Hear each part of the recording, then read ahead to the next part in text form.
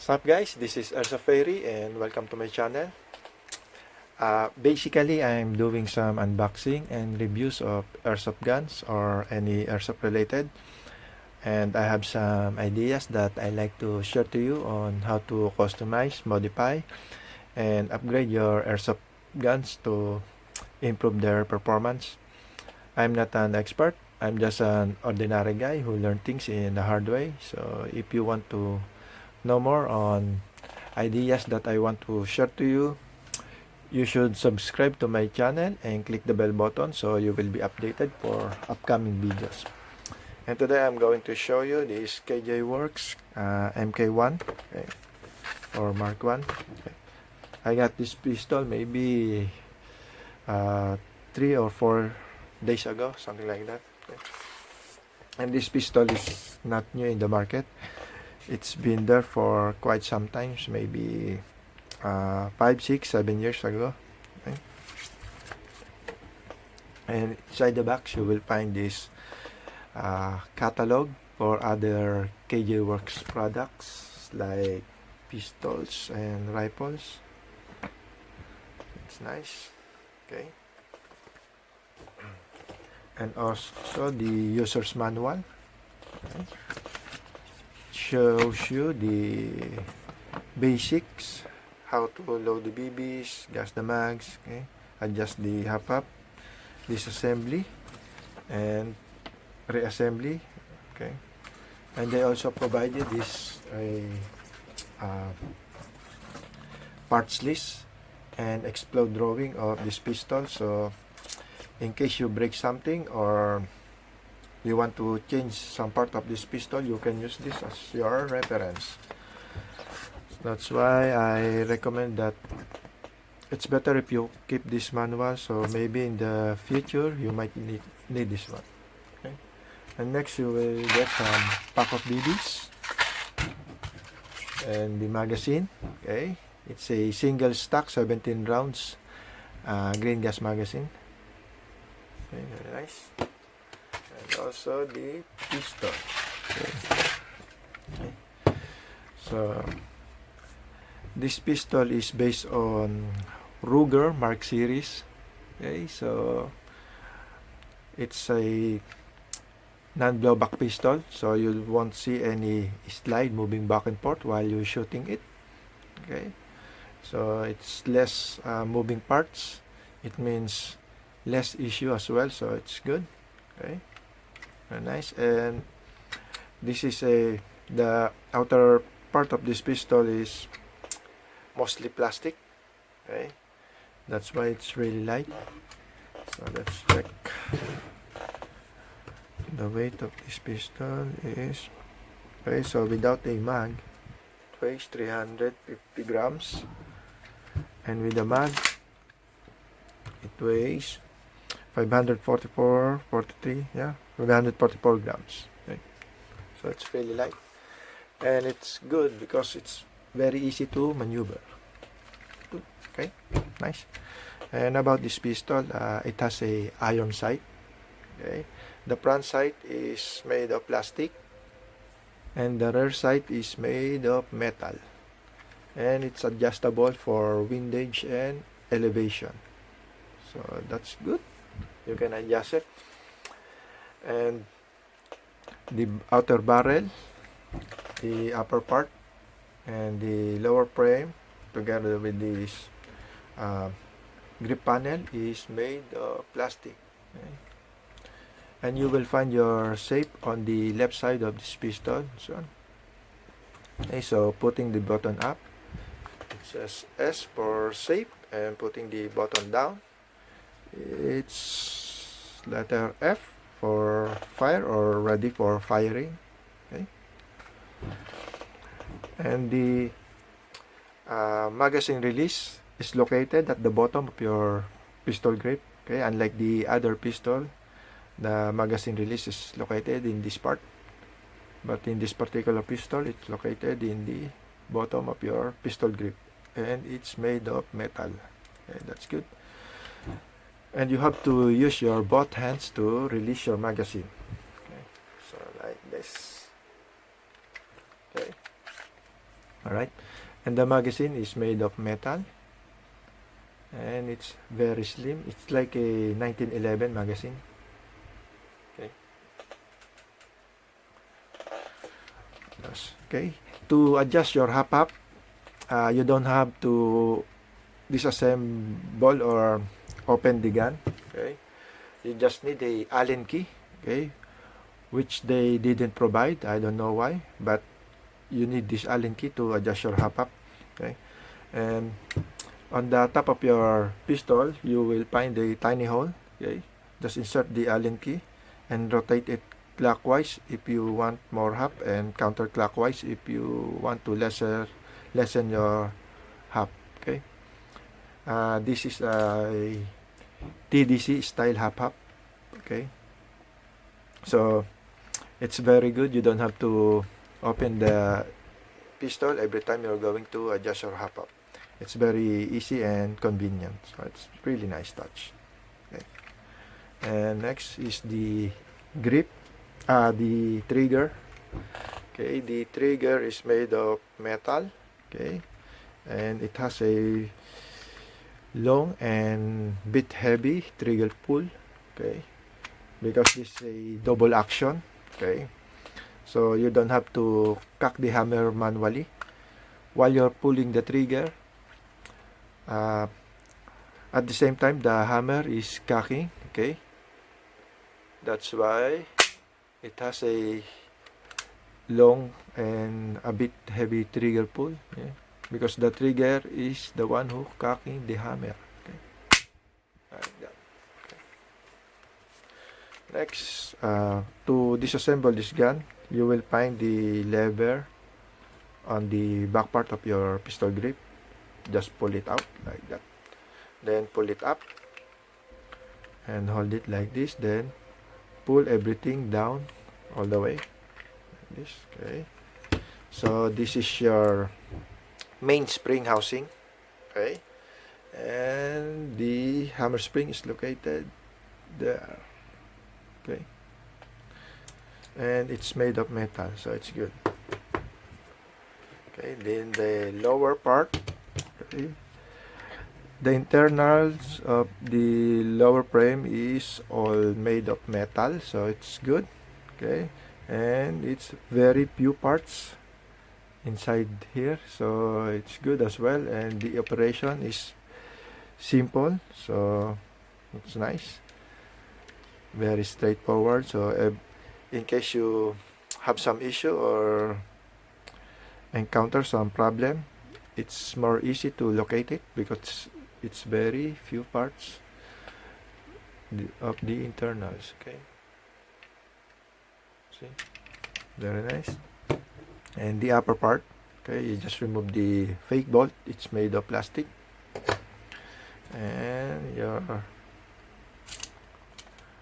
inner barrel.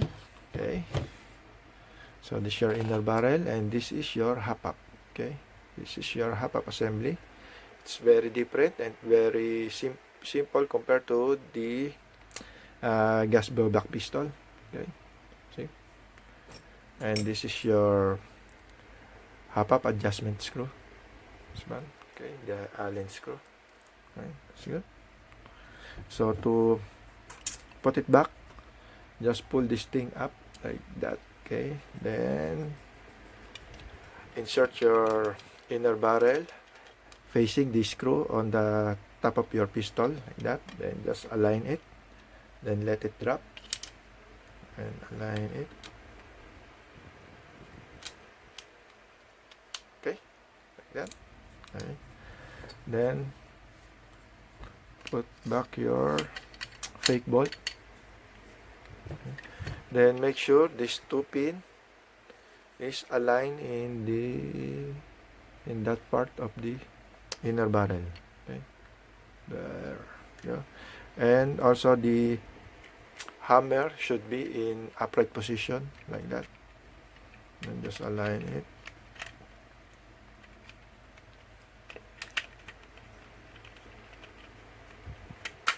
Okay. And then turn it upside down, and this thing Okay, we're going to insert it inside the hole here. Okay, from the bottom part, like that. Then this silver is your hammer strap. Okay, and this one will place in this part. Okay, so let it place like that. Okay, so like this. Okay, okay, so now, okay, now let's chrono this pistol. Okay. So I'm using 0.2 gram BBs.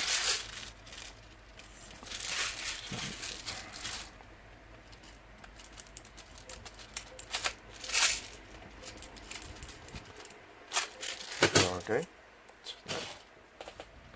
and green gas, it's mighty gas. Yep.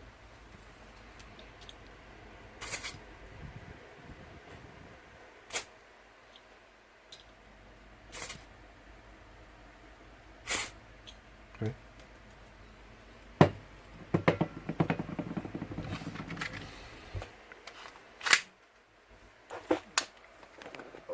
Okay.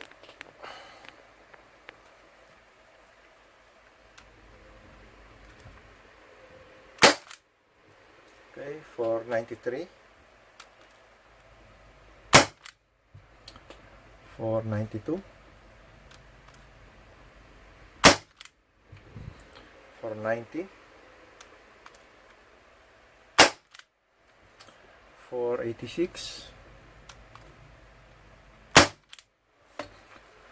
479, 480, 469, 454, 443, 437. Okay, it's going down. Okay, no more.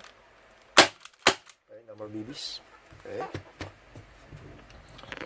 So as you can see, it shoots hot. Okay. It's from 490, something like that, then until 430s, 450s, 40s, something like that. So it shoots hot. Actually, when I test this one in the shop, per shot out of the box is about 465 something. So it's really high FPS. Okay. So guys, before you use this pistol in a game, check your field limits. Okay, and in case that this is over to your field limits, okay, you can ask your gunsmith to make the FPS of this pistol lower. They can do something about it, don't worry. You can still use this pistol, so just ask your gunsmith. Okay, so okay, what can I say about this pistol? Disadvantage, okay, maybe, okay, but for me it's not a disadvantage, but for some maybe you don't know if you're run out of BBs. Okay, because there's no indicator that you run out of BBs. Okay, or there's no slide that going to lock if you run out of BBs, unlike this pistol. Okay, this kind of pistol, they always lock when you run out of BBs. But as I told you, for me it's not a big issue, because actually all my pistol, gas blowback pistol, I put the short stroke to the point that the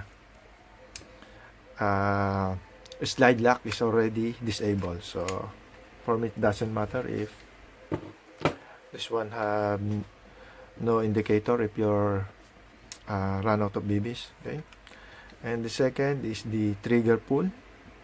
Okay, since this is a double action, so you have a long and a bit heavy trigger pull.